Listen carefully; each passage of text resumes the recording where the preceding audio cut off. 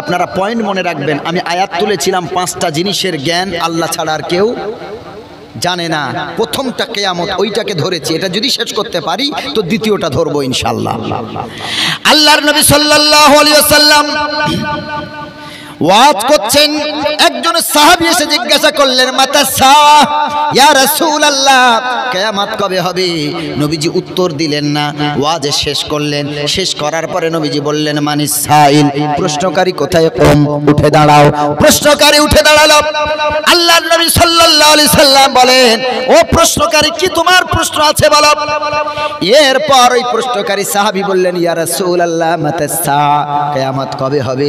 আল্লাহর নবী বললেন, শোনো, ইযা ফুজিআতিল আমানাতু ফান্তাজিরিস সাআ, যেই সমাজে যখন দেখবে মানুষ আমানতকে খেয়ানত করছে, তখন কিয়ামতের আর বেশি দেরি থাকবে না। আমানত বোঝেন? আমানত মানে বিশ্বাস। আমানত মানে কি বলেন? বিশ্বাস। যেই সমাজে মানুষ মানুষকে বিশ্বাস করবে না, এক কারখানায় দুই ভাই কাজ করে,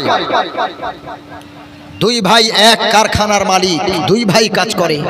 এ ভাই ওর উপরে বিশ্বাস নাই, টাকা চুরি করে নিয়েছে, বিশ্বাস উঠে গেছে। ভাই দুঃখ করে বলে, হায় রে, বাইরের লোককে দায়িত্ব দিলাম না, তুই আমার মায়ের কলিজার সন্তান, আমার ভাই, তাই তোরে দায়িত্ব দিলাম, তুই আমার সাথে এই বেঈমানিটা করতে পারলি, আমার সাথে আমানতের খেয়ানত করতে পারলি। রাসূল সাল্লাল্লাহু আলাইহি সাল্লাম বলেন, কিয়ামতের পূর্বে মানুষ আমানতকে দাম দেবে না, আমানতকে খেয়ানত করে দেবে। এরপর আল্লাহর নবীর সাহাবী তিনি বললেন, কাইফা ইদাওয়াতুহা ইয়া রাসূলুল্লাহ, আমানতের খেয়ানত বলতে কি বোঝাচ্ছেন?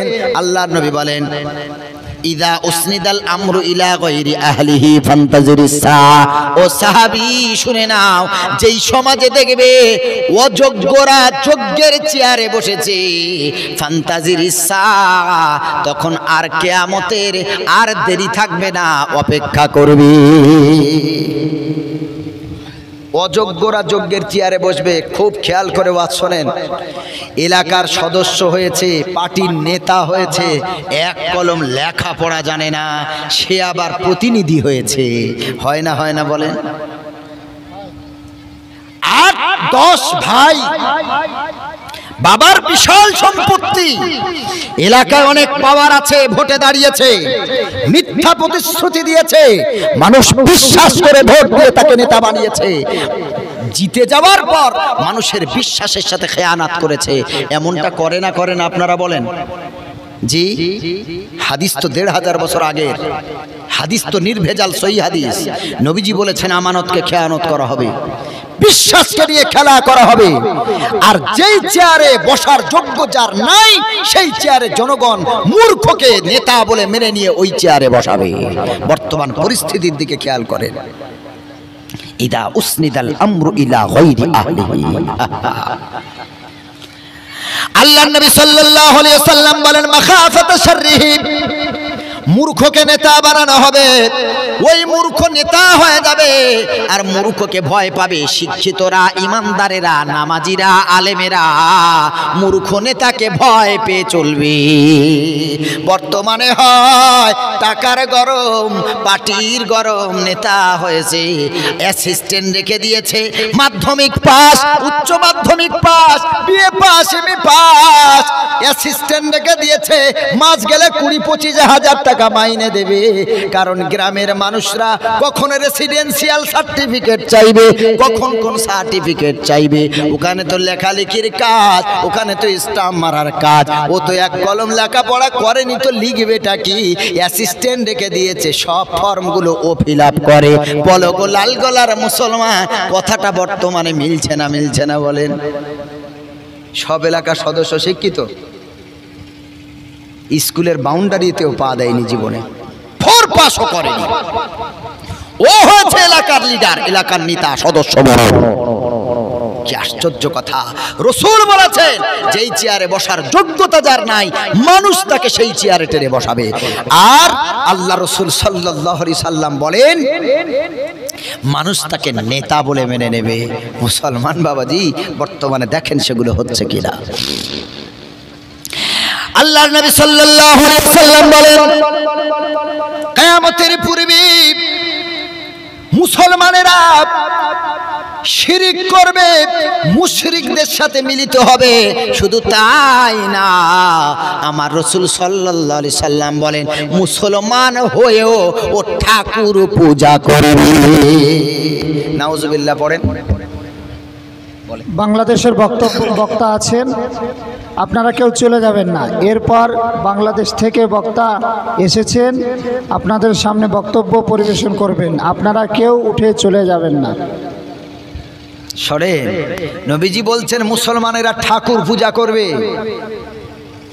বর্তমানে অনেক মুসলমান নেতা আছে, তারা ভোটের স্বার্থে মন্দিরে গিয়ে ঠাকুরের প্যান্ডেলে গিয়ে তারা ফুল বিসর্জন দিচ্ছে, পূজা করছে, প্রসাদ খাচ্ছে।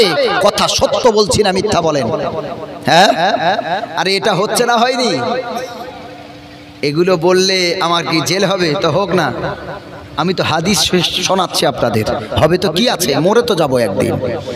আল্লাহর নবী সাল্লাল্লাহু আলাইহি ওয়াসাল্লাম বলেন লা তাকুমুস সাআহ, অতক্ষণ কিয়ামত প্রতিষ্ঠিত, কিয়ামত হবে না হাত্তা তালহাক কবাইলু মিন উম্মতি বিল মুশরিকিন। আল্লাহর নবী বলেন আমার উম্মতের একটা দল যতক্ষণ পর্যন্ত শিরিক না করবে, মুশরিকদের সাথে লিপ্ত না হবে, ততক্ষণ কিয়ামত হবে না।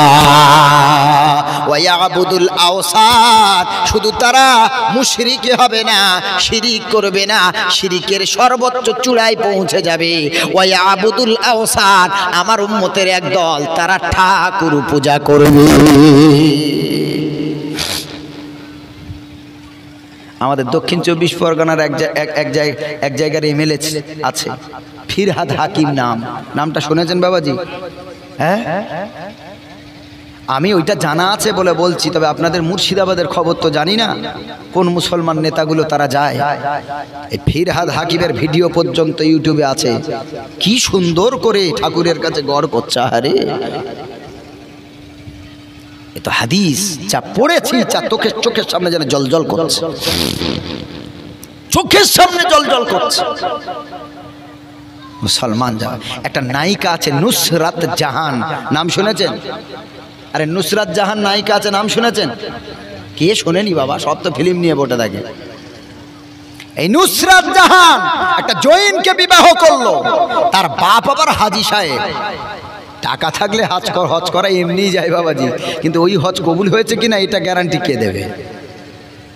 এই জন্য তো নবী করিম সাল্লাল্লাহু আলাইহি সাল্লাম বলেন ইন্নামাল আমালু বিন্নিয়াতি ওয়া লিকুল্লি ইমরিইম মা নাওয়া ফামান কানাত হিজরাতুহু ইলা দুনিয়া ইউসিবুহা আও ইলা ইমরাআতিন ইয়ানকিহুহা। আল্লাহ রাসূল বললেন টাকা থাকলেই হজ করলে, হাজী হলে হজ কবুল হবে না। আল্লাহর নবী বলেন যদি তোমার নিয়ত থাকে যে আমি হজ করব, ওখানে নারী পাওয়ার আশায় ভালো মেয়েকে বিয়ে করব, রাসূল বললেন তুমি ওকে বউ হিসেবে পাবে, আল্লাহর রাসূলকে আল্লাহকে পাবে না। আর যদি দুনিয়ার নাম কামাই করার জন্য টাকার অহংকার করে হজ করতে যাও, রাসূল বললেন ইলা দুনিয়া ইসিবহা, দুনিয়ার জন্য, দুনিয়ার স্বার্থের জন্য যদি তুমি হজ করতে যাও, রাসূল বললেন তুমি দুনিয়ার সম্মান ইজ্জত পাবে, আল্লাহ রাসূলকে পাবে না। তোর এরা হলো সেই শ্রেণীর হাজী সাহেব।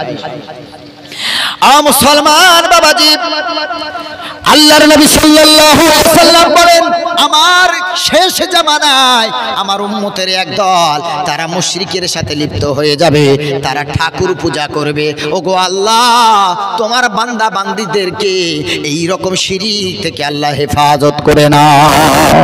সকলে বলেন আল্লাহুম্মা আমিন।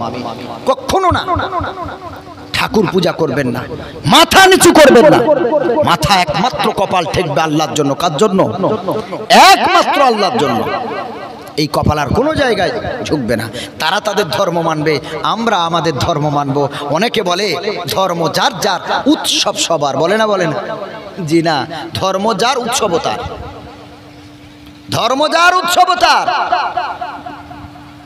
আপনার জন্য আমরা রাস্তায় পাহারা দিতে পারি, মুসলমান হিন্দু আমরা ভাই ভাই একসঙ্গে থাকতে পারি, আপনার জন্য আমি পাহারার ব্যবস্থা করতে পারি, আপনার অন্যান্য কাজে সহযোগিতা করতে পারি, কিন্তু আপনি পূজা দেবেন, ঠাকুর বানাবেন, তার জন্য মুসলমানের ঘাট ধরে চাঁদা তুলবেন, এটা তো আমাদের ধর্মে নিষেধ আছে, এটা তো দেওয়া যাবে না।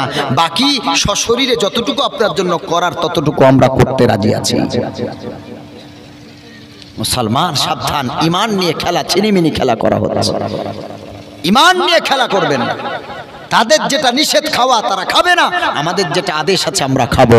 এই নিয়ে দ্বন্দ্ব করা যাবে না। আমরা সবাই এক পথে হাঁটবো, এক রাস্তায় হাঁটবো, গলায় গলা মিলিয়ে চলবো, কিন্তু আমাদের ভিতরে যাতে ঐক্যের বন্ধনটা ঠিক থাকে, ভেঙে না যায়, এদিকে আমাদের খেয়াল রাখতে হবে।